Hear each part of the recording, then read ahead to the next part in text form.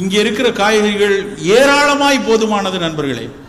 ஒரு வெண்டைக்காய் சர்க்கரை வியாதியை பெரிய அளவில் கட்டுப்படுத்திட்டு வருது. எத்தனை பேருக்கு தெரியும் தெரியல.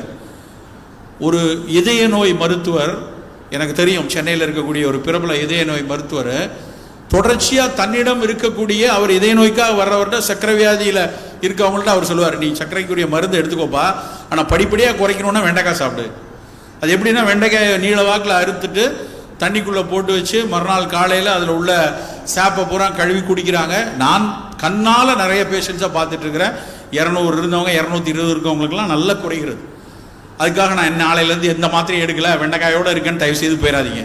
உங்களுடைய மருத்துவரோட ஆலோசனையோட உங்களுடைய சர்க்கரை அளவு படிப்படியாக குறையும் போது அவரே வேண்டாம், இந்த மாத்திரை வேண்டாம், இன்சுலின் இந்த டோஸை குறைச்சிக்கோங்க, நாளையிலேருந்து 2 வேளை வேண்டாம், 1 வேளை, அப்புறம் மாத்திரையே வேண்டாம், நம்மளுடைய உடல் நல்ல உடல் பயிற்சியிலே கொண்டு வர முடியும் என்று மாற்ற முடியும். அப்படியான மருத்துவர்கள் இன்றைக்கும் இருக்கத்தான் செய்கிறாங்க. அப்படி படிப்படியாக மாற்றுங்க.